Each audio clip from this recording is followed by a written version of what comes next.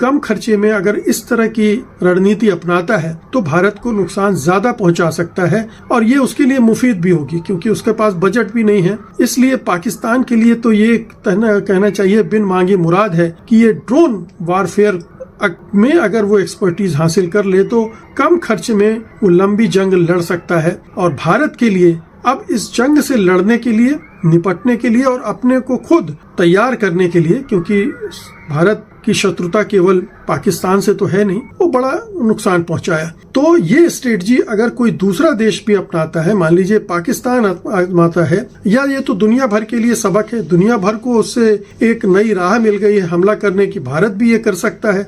अस्सलामुअलैकुम दोस्तों, यूक्रेन ने पूरी की पूरी जंग का नक्शा ही बदल दिया है। रूस को इतना बड़ा नुकसान पहुंचा दिया है दोस्तों, उनके वो बम्बर जो दोस्तों 20-20 साल या फिर ये कहें कि 50-50 साल लगा कर बनाए गए थे ताकि दुनिया पूरी में बमबारी कर सके। न्यूक्लियर बम्बर थे वो सारे के सारे दोस्तों साइबेरिया तक घुसकर यूक्रेन ने तबाह किए हैं। और किए किससे हैं? कमर्शियल टाइप छोटे ड्रोन से, ट्रक से भर कर वो लेकर गए हैं, नजदीकी वहां पर खड़े किए और वहां से ड्रोन को उड़ाया और दोस्तों तबाही फैला दी। और पूरे के पूरे त्यारे जो तबाह हो रहे हैं पूरी दुनिया के सामने उनकी फुटेज भी आ चुकी है दोस्तों। दूसरी तरफ भारत को ये टेंशन हो गई है कि पाकिस्तान भी ड्रोन टेक्नोलॉजी में अपने आप को अपडेट कर रहा है। आपको पता है हमने तुर्की से ड्रोन के लिए बड़ा मुआहदे किए हुए हैं। उसके अलावा पाकिस्तान खुद भी ड्रोन टेक्नोलॉजी में काफी आगे बढ़ रहा है। पाकिस्तान दोस्तों स्टेल्थ ड्रोन बनाने पर भी काम कर रहा है और 2035 तक पाकिस्तान के टारगेट के मुताबिक 1000 स्टेल्थ यूएवीज हमारे पास होंगे। यानी यूएवीज तो एक अनमैन्ड एयरक्राफ्ट ही होता है जो हमने एक भारत का तबाह भी किया था। पाकिस्तान इस हद तक आगे सोच रहा है और ये जो वारफेयर आई है अभी, इसने S-400 S-500 जिसमें दोस्तों कमर्शियल ड्रोन को भी तबाह करने और सॉफ्ट और हार्ड टारगेट करने के लिए सिस्टम मौजूद है, उसे भी नाकारा कर दिया है। आपने देखा कि S-500 भी मुकम्मल नाकाम हुआ है और साइबेरिया तक जाकर इतनी बड़ी कार्रवाई होगी और रूस को पता तक नहीं चला। दोस्तों भारत का डर बहुत ज्यादा फैल गया है। आपको सुनाता हूँ, मुलाहिजा करें। जो नया वारफेयर है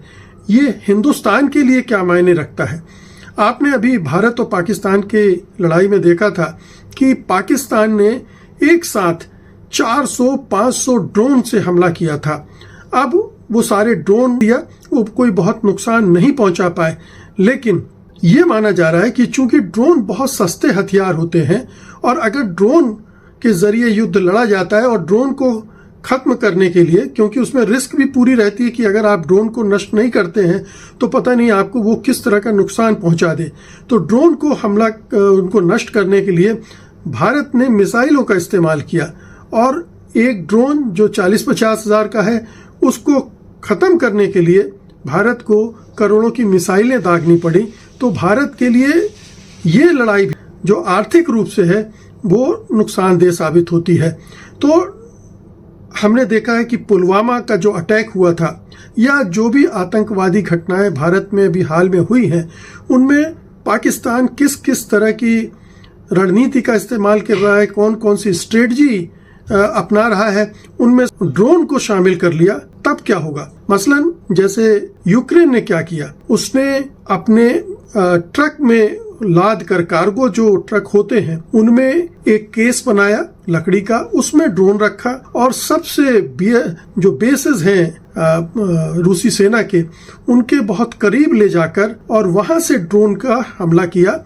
और करीब का ड्रोन हमला करने की वजह से उसको सही समय पर रूसी जो सिस्टम है वो डिटेक्ट नहीं कर पाए और हमला कामयाब रहा। और इस तरह से उसने एक पूरे सेना के अभियान को, रूस के, वो बड़ा नुकसान पहुंचाया। तो ये स्ट्रेटजी अगर कोई दूसरा देश भी अपनाता है, मान लीजिए पाकिस्तान आजमाता है, या ये तो दुनिया भर के लिए सबक है, दुनिया भर को उससे एक नई राह मिल गई है हमला करने की, भारत भी ये कर सकता है, दूसरे देश भी कर सकते हैं। लेकिन ये बड़ा खतरनाक खेल शुरू हो गया है कि आप किसी दूसरे देश में एक किसी ट्रक के जरिए ड्रोन को पहुंचाइए, उनके सैनिक बेस जो अड्डे हैं उनके आसपास से वार कीजिए और एक बड़ा नुकसान अपने शत्रु को पहुंचा सकते हैं। तो इस नए वारफेयर के लिए अब सारे देशों को तैयार होना पड़ेगा और भारत को खास तौर पर तैयार होना पड़ेगा। हाल में हुई थी भारत और पाकिस्तान के बीच में और अब ये लगभग तय है कि पाकिस्तान ने हमारे कई विमानों को नष्ट किया है और उसके पास तुर्की के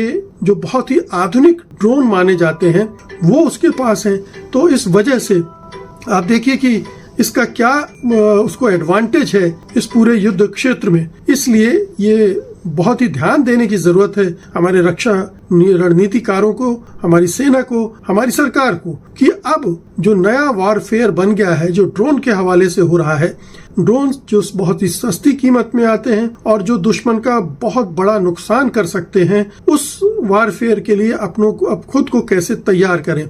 और ड्रोन भी बहुत ही आधुनिक किस्म के ड्रोन जो इस तरह की युद्ध में कारगर साबित होते हैं।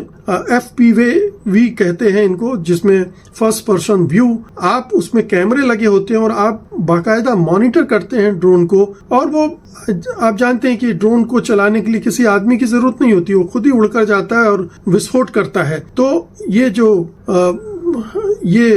जन हानि भी नहीं होती, आपके सेना की भी हानि नहीं होती। अब अगर विमानों से आप लड़ते हैं तो आपके पायलट मारे जाते हैं, कई बार पकड़े जाते हैं, उस तरह के उसमें जोखिम होते हैं। लेकिन यूक्रेन ने जो एक मेजर अचीवमेंट इसके जरिए की है, ये दुनिया भर के युद्ध कौशल के लिए एक नई चीज है। ये एक हिस्ट्री बनाने वाली बात जो कही है जेलेंस्की ने कि जब भी युद्धों का जिक्र होगा तो यूक्रेन के इस ड्रोन हमले को जरूर याद किया जाएगा। और एक तरह से इसको टर्निंग पॉइंट के तौर पर आप देख सकते हैं। दुनिया भर के जो युद्ध हुए हैं, हो रहे हैं, आगे होंगे, उनके लिए। हालांकि ये जब यूक्रेन वॉर शुरू हुई थी उसी समय ये जाहिर होने लगा था कि ड्रोन का उपयोग किस तरह से हो सकता है। और जो यूक्रेन की रणनीति है उसमें ड्रोन एक बहुत शक्तिशाली हथियार के रूप में आया था और जवाब में रूस ने भी यही किया था। आपको याद होगा कि यूक्रेन ने एक बार मॉस्को तक अपने ड्रोन पहुंचा दिए थे और राष्ट्रपति पुतिन की हत्या करने की भी कोशिश की थी। अब इसको रूस के नजरिए से भी देख लें। रूस कह रहा है कि हमारा उतना नुकसान नहीं हुआ है, लेकिन उसने भी स्वीकार तो कर ही लिया है कि इस हमले में उसका भारी नुकसान हुआ है और ये नुकसान हो सकता है कि यूक्रेन इसका जवाब और बड़े हमले से दे।